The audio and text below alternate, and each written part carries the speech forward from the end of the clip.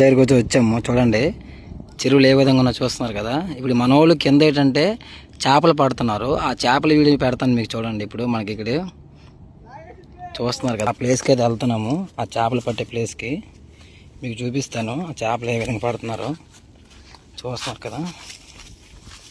చాలా down place అనమాట. ఇప్పుడు చాలా జాగ్రత్తగా రావాలి.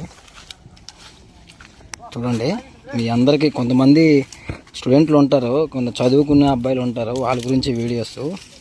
ఎందుకంటే వాళ్ళకి ఇలా ఎప్పుడు చూడరు కాబట్టి వీడియోస్ పెడుతుంటాను. చూడండి మన అబ్బాయి ఈరోజు మన ఫ్రెండ్ ఒకటి ఉన్నాడు, చేపలు లాగుతున్నాడు అనమాట.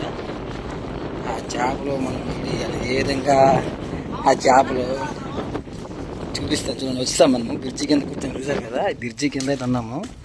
బ్రిడ్జి కిందలో వేట అవుతుంది. వేట ఏంటంటే ఫ్రెండ్స్ మనకి ఈ వేట ఈ పిండితో చేస్తారనమాట. పిండి ఏంటంటే ఒక డబ్బాలో పోసి ఆ డబ్బాని ఏంటంటే ఇసురుతాడు.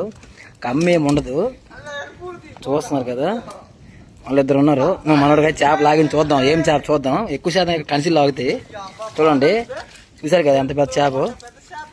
చూడండి ఫ్రెండ్స్ కనిసిలు, ఈ కనిసిలు అంటారు, చాలా పెద్దవి అనమాట. దానికి కమ్మి ఏమి ఉండదు. చాలా ఈజీగా ఆ డబ్బా నుంచి లోనికి వెళ్ళిన తర్వాత ఏంటంటే మళ్ళీ తిరిగి తిరగలేదు అనమాట. వాళ్ళకి లోన్ ఉండిపోద్ది, మళ్ళీ తిరగడం కష్టమైపోద్ది, అందుకే అలా ఉండిపోద్ది. కానీ మైదా పిండి వేసి అందులో వాటర్లో వేసి చూడండి మీకు చూపిస్తుంది దగ్గర నుండి.